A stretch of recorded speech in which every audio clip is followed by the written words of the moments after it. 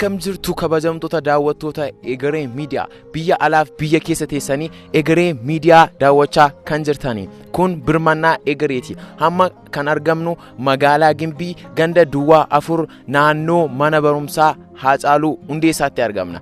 Egaa birmannaa keenya Egereetiin yeroo darbe viidiyoo garagaraa isin biraan gaa turre, isinis namoota deeggaraa turtanii maarree nullee kana irratti hundaa'uudhaani gara magaalaa Gimbiitti hojii keenya babal'isuudhaani namootaaf birmachaa jirra. Hojii gaarii kana babal'isaa jirra. Har'a birmannaa keenyaanii maatii tokkoof birmannee jirra. Hamma dhumaatti nu hordofaa isiniin jenna.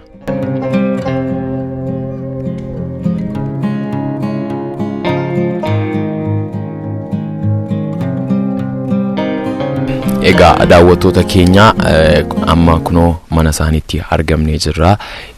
Haalli isaan keessa jiranii, jireenyi isaan keessa jiran baay'ee kan nama gaddisiisuu fi baay'ee kan garaa nama raasudha. Egaa maatii kanaaf birmachuu dhufneerra. Isinis akka birmattanii abdii guddaa qabna.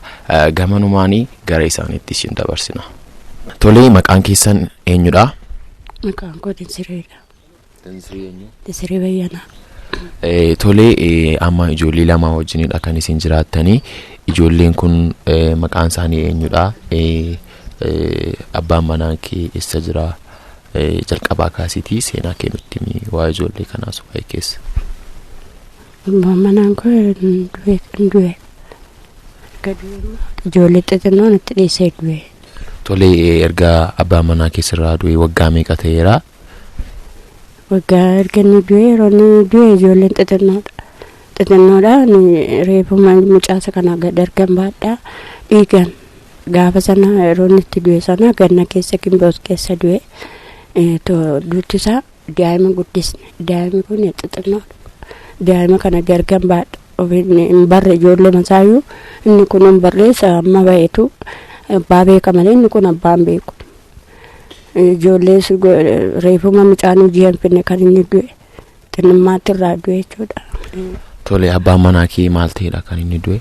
Dhukkubsatee garaachis dhukkuba garaachaas qaba, dhukkuba biraas qaba. Animmoo ijoollummaadhaan itti heerume gaafa itti heerume ijoollee durbummaa itti heerume yeroo itti heerume immoo ijoolleedha baay'ee waan fidu sumatu fida, sumatu waan hundumaa mana keessaa waan nyaataa nu danda'a. Minaan kanas maal kanas sumatu danda'a utuu nu danda'u utuu ofiisaa nu danda'u dhukkubsatee sireetti galee isa booddee sanii nu hojjetu sana nyaachaa turre. Isa booddee margi nu du'e immoo rakkannee waan nyaannus namne of harkaan namne hojii hin beeku. Ijoollummaa itti heerume isatu fida waan hundumaa minaan isatu daakaawa haala mana keessaa sumatu fida ijoollee daarbaasee sumatu fida. Ergi nu du'e immoo rakkina guddaa keessa galle.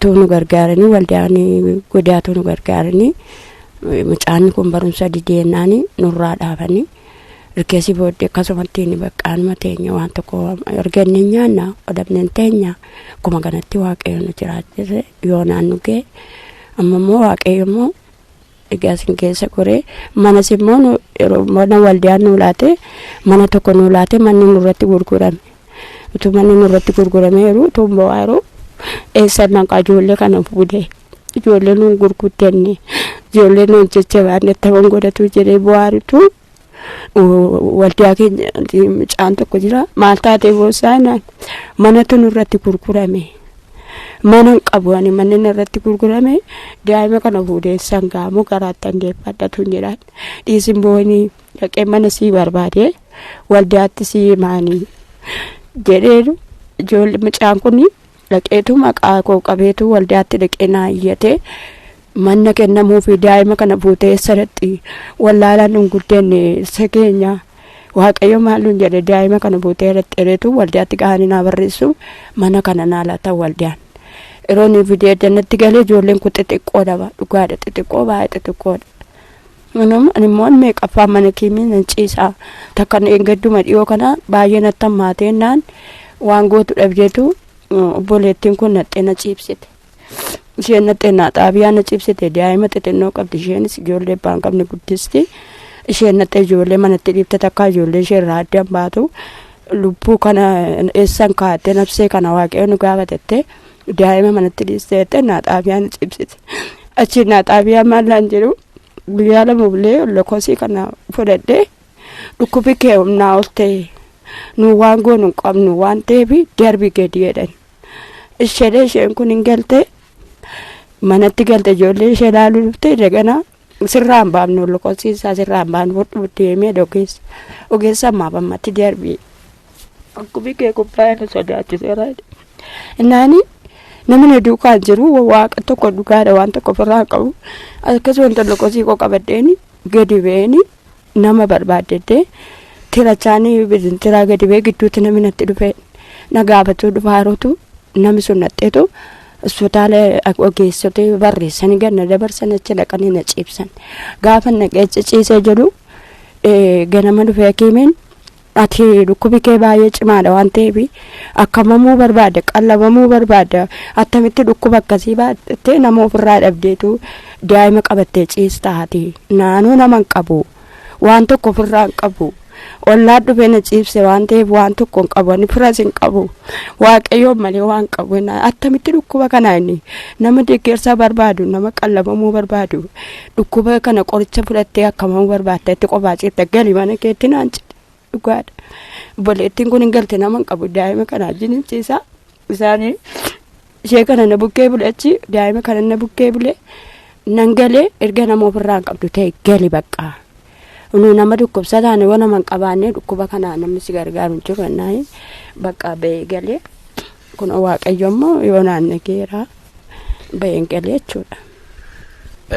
Tolee kabajamtoota daawwattoota keenyaa haalli isaan keessa jiranii baay'ee kan nama gaddisiisudha baay'ee kan namatti dhaga'amudha manni isaanii homaa tokko hin jiru waan isaan irra taa'an hin jiru waan isaan nyaatan hin jiru waan isaan irra ciisan illee hin jiru manni isaanillee baay'ee qaqqaawwaadha manni isaanii carqii keessaa budee carqiidhaanii suphee jira daa'imni kun olgalee mineensi nu miidhe dubartii baabanaa qabneedha namas galuusi nama harka qalleeyyiidha warras gala ijaartii warra kaleessaa agartaniittu olu argina jabaa namoo faadaa inni dhugaadha buqqisee luluqqiseen sinitti agarsiisa asiini suraadha qorri akka kanatti nu xaambiyaa bila kanaa dhukkubsattuudhani dhugaadha baay'ee akka itti qorri wal urgufaa indilibsiisa amma uffannu kana namatu gaddee bitee nutti uffise jechuudha ammas indilibsii qorri nu fixuufena indilibsii kan marratti eenyu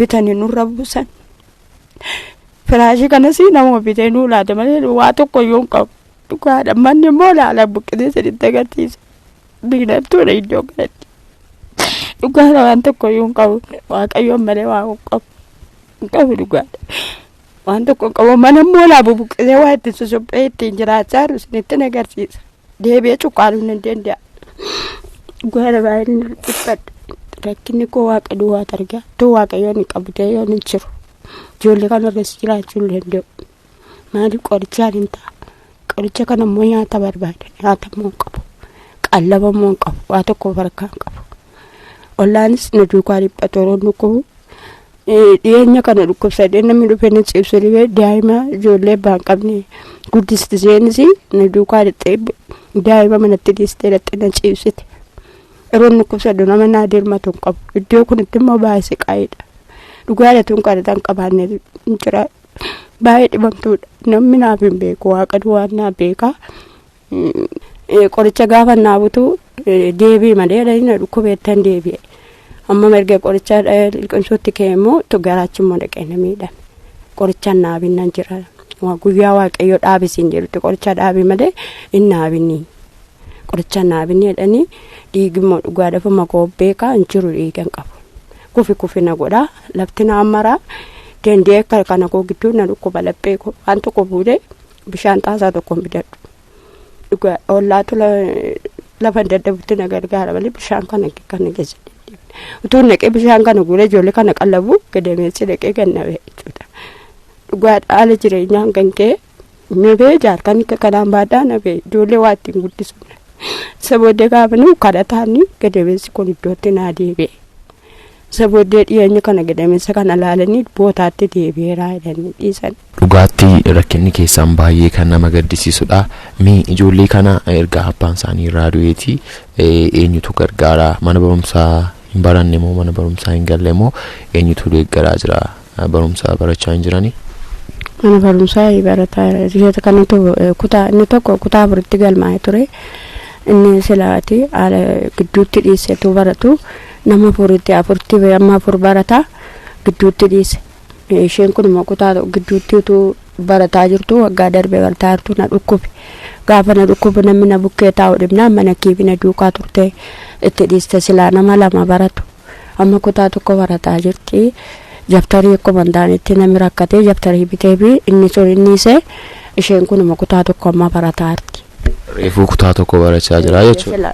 Silaa lama barattii turte natu gidduutti mana kiibina cicciisa. Nan dhukkubsada waan ta'eef ishee malee namni na bukkee taa'eetu na haasofsiisee na bukkee bishaanin maal barbaadu isheetu na duukaa rakkata. Kanaaf jetteetu silaa nama lama baratudha. Inni hangafaa barachaa hin jiru. Barataa hin jiru gidduutti dhiisen. Inni isheen kutaa tokko barataa jirti amma barachaa jirti isheen duukaa marti. Inni xinnaan barachaa jira jechuudha. Inni xinnoon kun barataa jira. Manni takkaan inni ergani mana kiimiidhaa bahee galeetu deebisee naqee mana kiimii baheeni mana kiimiidhaa bahee dhaqee deebi'ee mana barumsaa gashee barataadha. Tole egaa amma immoo gara ijoolleetti isin dabarsinaa. Ijoolleen immoo maal jedhu rakkina isaanii akkamitti himatu isa jedhu gara ijoolleetti isin dabarsinaa nu hordofaa. Egaan kabajamuuf jaallatamoo obbolota koo akkuma amma isaanii armeen keenya dubbatachaa turanii haalli isaanii baay'ee ulfaataa fi baay'ee kan nama gaddisiisu yeroo ta'utti egaa mucaan kun immoo akkamittiin jiraachaa jira eenyu gargaaraa jira kan jedhu immoo isa nan gaafadha. Tole maqaan kee eenyu jettee? Saamu'eel Fiqaaduu. Tole Saamu'eel Fiqaaduu waa tokko si gaafachuu barbaade akkamittiin jiraachaa jirta eenyu si gargaaraa barumsa immoo barachaa jirta moo dhaabdee jirta? Barumsaan ishee nyaata mana keessaa hin qabnu waa tokko hin qabnu maayikoo si harmee koo sin dhukkubaa baay'ee nama tokko dhukkubaa nama buufuu gargaaru hin qabnu aari koo yoo gabbuute yoo argatte yoo dhiisteesi nu yoo arganne aga bubullaa yoo dhabne immoo yoo dhabne hin dhiibnaa yoo arganne immoo nyaanna yoo jiraate immoo nyaanna yoo arganne hin dhiibna jechuudha.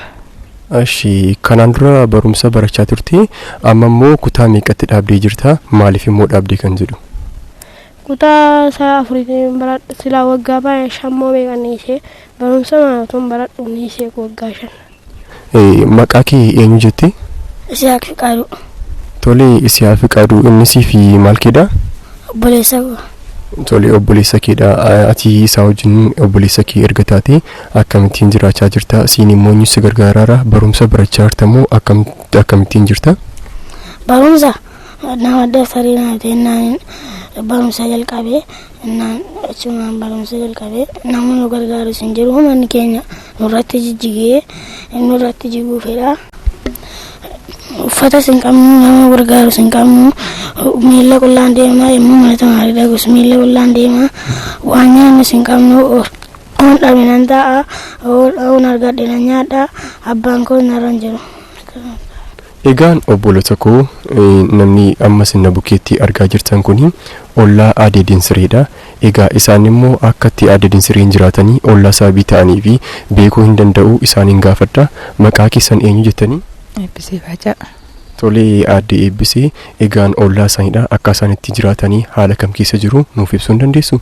Eeyyee haalli isaan keessa jiranii baay'ee rakkatu baay'ee dhukkubsatu gargaarsa tokko hin qabanii saayitii dhukkubsatanitti illee yooma namni garaan jibbee daakuu qaballi tokko ammaaree fideef maxinatanii ittiin bulu gaafii nagabuu bulu gaafiin qoricha garaa duwwaatti liqimsanii wanti du'aan dhufaa nu ofirraa hafaa taane wanta isaanii gargaaruu hin qabnu.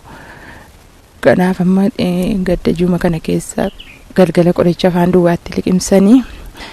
duwwaatti liqimsanii achumaan ol guuree akka laqqamsiisu wayii godhee shaatee achi wanti du'aan dhufee du'aniiru ennee abdii kutannee mana kiimii ganama xeenaa xaabiyaa geessinee ciibsine achi ijoollee gateen naqee bira bulee isa booddee rifeerii abbaa duulaatti barreessaa fi jedhan gaafa xeenaa xaabiyaa rifeerii abbaa duulaatti barreessu gaafa dhaqan ciibsanii ati nama si gargaaru nama si gaafatu ofirraan qabdu waan ta'eef dhukkubi kee baay'ee cimaadha ka'ii galii malee maal hojjettaa jedhee hakiimiin gashe.